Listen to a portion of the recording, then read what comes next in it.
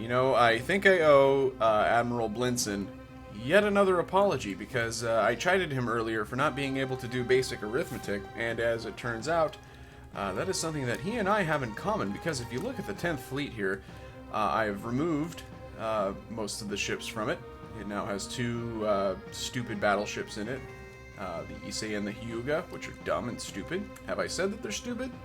They're stupid. Two battleships and two destroyers. And the 7th Fleet, which is meant to be the doorbell fleet, has one carrier, 5 battleships, 1 cruiser, and 1 destroyer. The Admiral specifically ordered 2 cruisers. But again, since arithmetic is not my strong suit, nor is it his, we're going to have 1 cruiser and 1 destroyer. However, it doesn't matter, because the reason why he wanted to have 2 cruisers is because he wanted to be able to fend off enemy subs. Destroyers are perfectly capable in that respect, perhaps more so than cruisers, so I'm okay with it. So it's an apology that turned into me asserting my superiority like a dick. So that's the big news. Is again, nobody can do math and everybody's a dick. We're resupplying around Seattle. Just a lot of figuring stuff out. Gonna be a pretty quiet month, I have a feeling. Just because now these fleets are gonna have to head back over to Seattle. I think I'm actually gonna have to send the 10th probably up to, well, they can't move this turn, so I don't know why I'm doing this. I could send them back to Tokyo real quick. That would probably actually be quicker than sending them all the way up to Dutch, rather than, and then on the way to Seattle. I don't think, or Dutch Harbor's here. I was thinking Atu. Neither one makes sense. I should just send them back to Tokyo, then back over here. I think that's more efficient. Otherwise, see, these are the kinds of challenges. How quickly can I get to the killing blow to the United States?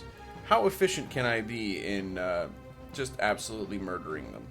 That's kind of how it is right now. Refueling, reconnoitering, a lot of busy work. I'll try to spare you more excruciating detail in the future. This kind of caught me by surprise, and it's a little bit irritating. We have a fleet that is attacking Seattle and it has troops with it.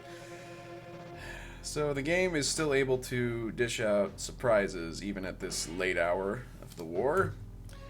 But I do have troops in Seattle, so I don't know. I don't know how many troops they're landing, but I will not watch this because I'm embarrassed enough as it is. Well, we sunk a destroyer. But they did land their troops, so not really sure how to respond to all this, other than with no small measure of embarrassment. Okay, so we've got 2 fleets in the area. I have consistently underestimated the enemy, even though they are pretty much beaten. They can still put up some kind of a fight. Amazingly, well, not actually amazingly, I was going to say our fleets are okay, but they didn't actually put in the order to attack my fleets, so they might be doing that this coming turn, so I need to get these fleets out. Unfortunately, I can't move this fleet out because they're in dry dock, so first fleet, you're going to have to skedaddle. So we'll have you depart, and I'm going to have you just hang out here. That'll do. But yeah, I'm kind of annoyed because I had fleets in the area that were able to search in the area of Seattle. Seattle was within their search radius, so I guess that the poor weather must have been what prevented them from detecting the enemy fleet. That's my rationale. It works, I think. You definitely need to leave. We'll just have you go there. Outstanding. And how many ships were in that 21st fleet? This is probably going to be the Australians or the British. They're the only ones that get numbered that high. 2 cruisers and a destroyer, which is very much like that fleet that I just cannibalized, the 13th fleet. Well, you're not going to do anybody any good in that square, so let's, a rectangle, quadrilateral. Sunny in this area, so that's probably where I'm going to move you. I think I will have my other fleets kind of concentrate around here. You can go there.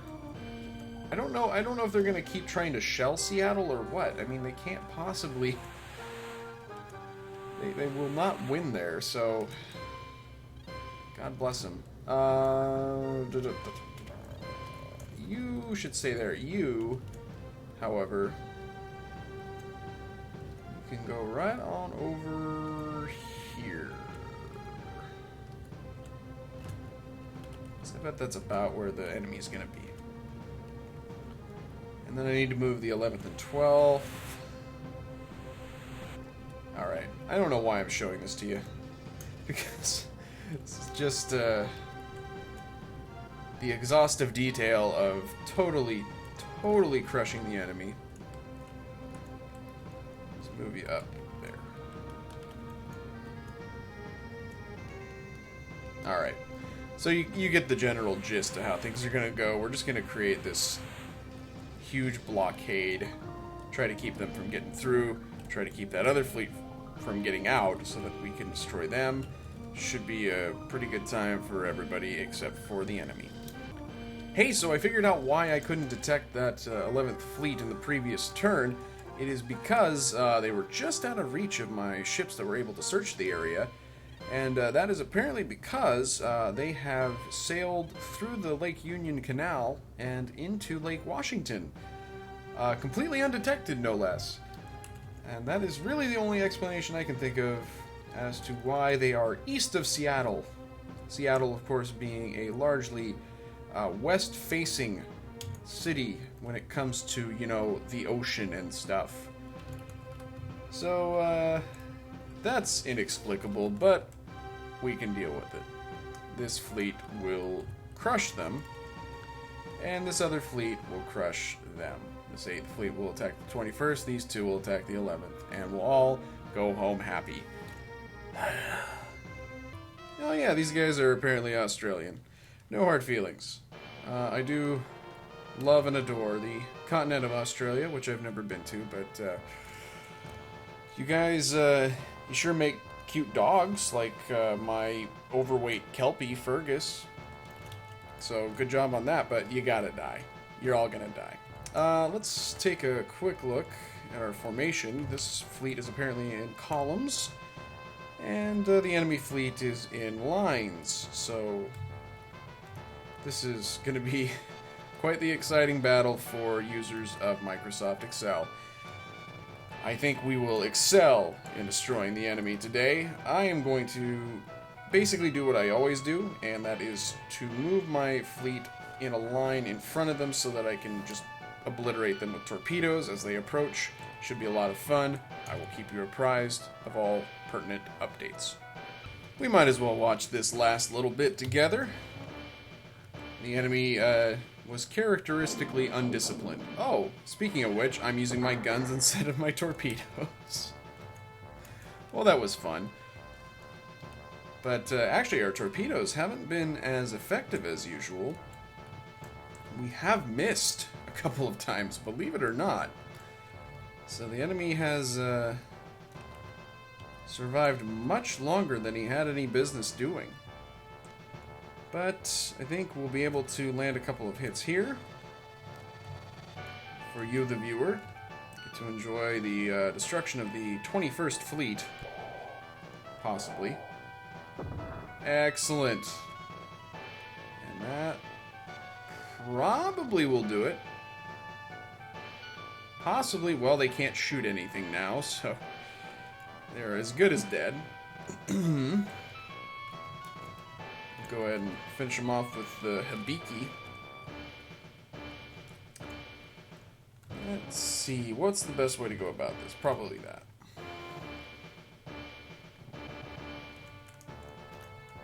And that'll do her. possibly. Like I say, our torpedoes have been a little bit unpredictable. There you go, yeah. Case in point. Thanks, game. Thanks for emphasizing that for me.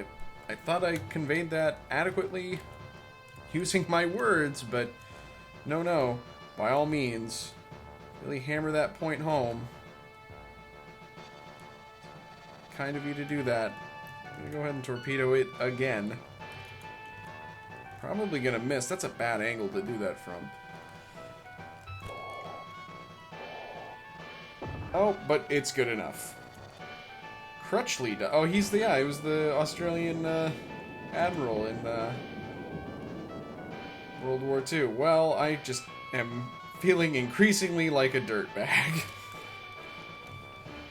Oh well. So that takes care of that little matter. We have another fleet to attend to, which will be happening right now. I just realized something too when I made these orders. I told the first fleet to attack this American 11th fleet. The first fleet has mostly light carriers in it, so that was an error. That was a mistake. That should not have been done. Oh well. Oh, they're attacking me. I beg your pardon? Well, okay then. Reading is fundamental. And this is, again, why getting the first turn isn't all it's cracked up to be. Because as you can see, the AI is just doing the stupidest thing it could possibly do, which is just marching right at me. I'll just take my ships and array them in front of them and just obliterate them. Won't bore you with that. Probably will do a little bit of what I did before, which is to show you the final death throes of our foe. You know, it's kind of adorable. The AI is just absolutely opposed to using torpedoes unless it absolutely has to, which doesn't make any sense. They're clearly the most effective weapon in the game. They are amazing. Look at this. This ship is dead. Oh, nope, not quite. It's on fire though, so that'll do. But yeah, it's just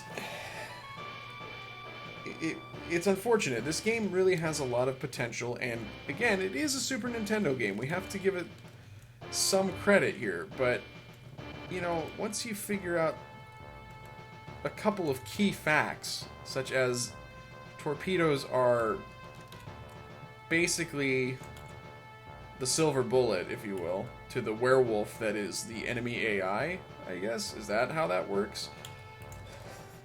Once you figure that out, and you know, a few other things, like you must always watch battles because you will do more damage, it kind of makes the game a lot more facile. Now, with that said, I did say earlier that we are still getting a challenge from the game, but it is from really artificial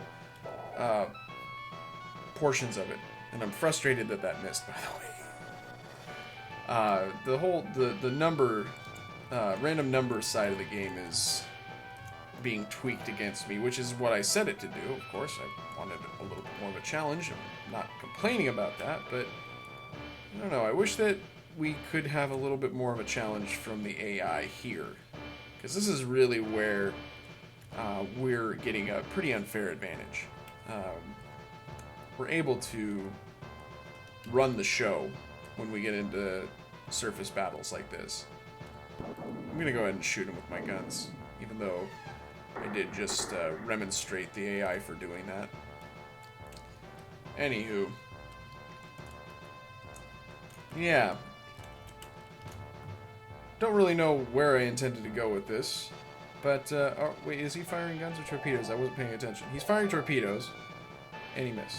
Okay, well. Sometimes they do indeed use torpedoes. It is a surprise when it happens, but it does happen. And, oh god. He just burned to a crisp. And see, there again, that...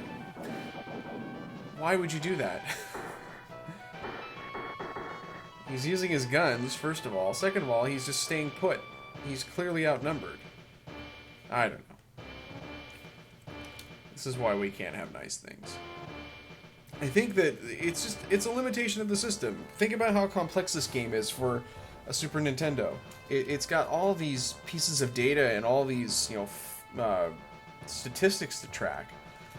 And then meanwhile, they have to leave room for an AI, and I don't think they left quite enough room. It's not quite robust enough to deal with me, and probably not for anybody else either. Once they figure out a few items, such as you should always use torpedoes.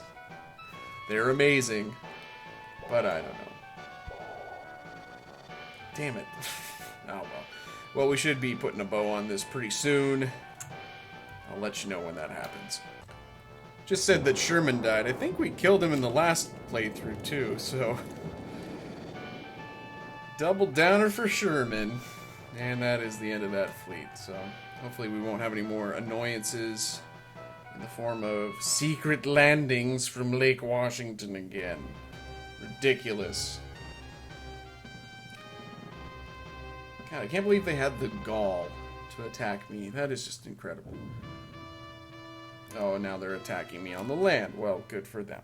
I need to probably figure out a way to attack them on the land because, as you're seeing now, enemy land troops are fucking terrifying. God. I don't think I can get the airbase up and running there, can I? We'll find out here. So I think... Well, no, I think I've got one airfield that's actually working. Let's take a look at that. Nope. We're fucked. Everything is ruined. God damn it. So what I'll have to do is, well, first of all, you need to be resupplied. Second of all, I'll just show you guys that what I want to do is impossible. Just completely refuel them. There you go. Okay, so that's been attended to very handily, etc., etc. Okay, so if you have a base that is being shelled or being attacked by enemy land units, you might think, oh, well, this isn't that bad. I'll just go ahead and... oh, wait, it's not the plant phase. Well, let me get back to you once we get to the plant phase. Okay, so it is now the plant phase, and I would like to tell the 5th Fleet to kindly shell the enemy around Seattle. Let's do that by giving them that order, and... Oh, drat, you can't do it. So, just in case you were unwilling to take my word for it, I guess, there you go, it's impossible. You also, I don't think you can get around it by telling your fleet to land or shell. Land is kind of a, yeah, I'm hitting the button to tell them to shell, and I don't think you can even tell them to land. Let's try that, though. You can actually tell a fleet that doesn't have any soldiers to land at a given post or base, but only if it's an enemy one, apparently. This is a friendly base, even though it has enemies in it. We cannot attack them with our surface ships. So, fortunately, I do have an alternative, though. I have this huge-ass fleet, which should be more than adequate to attend to this situation. And, you know, it'll give them some experience. It'll help out with meeting Admiral Blinson's amazing timeline. So yeah, this is actually a blessing in disguise, right? Right. There you go. Godspeed. Alright, so that's happening, and that's pretty much it. That's pretty much the only action we're going to see this turn, I hope.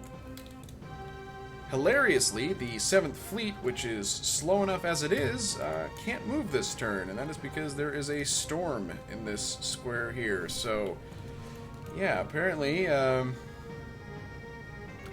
Well, apparently the crew is busy dealing with it. They have just seen way too many memes, I guess. So they're stuck. I think the weather is going to be the big story of June the 12th, because there is just not a whole hell of a lot happening. We did actually get kind of a surprise attack down here in Sacramento.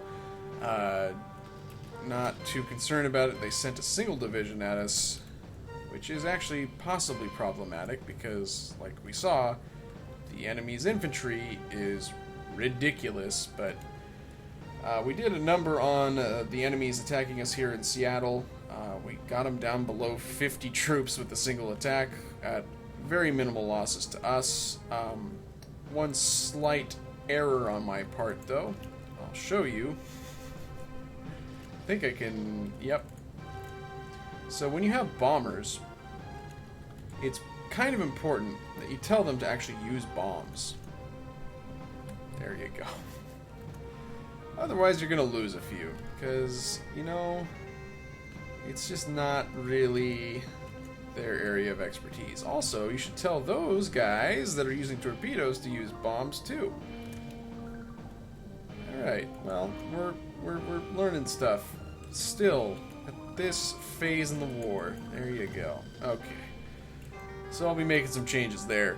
And then bombing the ever-loving shit out of them once again. Our airmen just got some pretty good experience bombing the ever-loving crap out of some Marines that were at Sacramento. With very minimal losses for us, very high losses for them. It's exactly what you're looking for in a wartime setting. That's probably about as exciting as things are going to be for a little while. I think when we start moving towards San Francisco more seriously, then things will ramp up a little bit. You can see the second fleet is kind of shaded down there.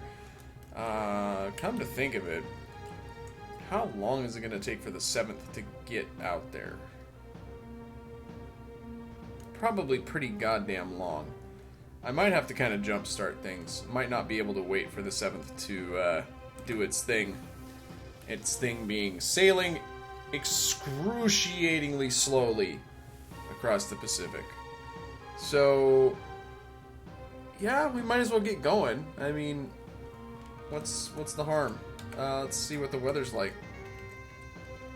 Preferably, I'd like to take out their air units while they're on the ground. Probably not the best day to do this, so I'm just going to keep the second fleet a little bit further to the north. This is exactly the same tactic as I used before. You just want to keep them I'll keep them up by the Columbia. That'll work. Just keep them out of the reach of the enemy's cap, out of their planes, out of the reach of their planes, and once the weather turns bad in that square where the enemy airbase is, you can bomb them with impunity. So I think that's exactly what I'll do. Alright, well, we've got ourselves a little plan. Look at us. Look at us being all tactical and shit. Do I have anything else that's interesting to report? No. Got some Marines doing some chicanery here, I guess. Got the 3rd Marines are at nanning. They're nanning around. Better nan up. I'm actually going to tell them to go to... not to either of those. To Kweyong Post. And we'll see, actually, if they face any opposition. They will not face any opposition. If they were going to face opposition, this would be in red. I don't know if we... I think Kunming is defended. So that's unlikely to be taken by me. Chongqing certainly is defended. But, I don't know. I'll poke around, see what I find. Other than that, very quiet here in this world war of ours. Hoping to kind of wind things up soon, because not much of a challenge left in terms of tactics, just kind of grinding them into the dirt. Killing all their dudes. Might take a little while, but I'm gonna do my best.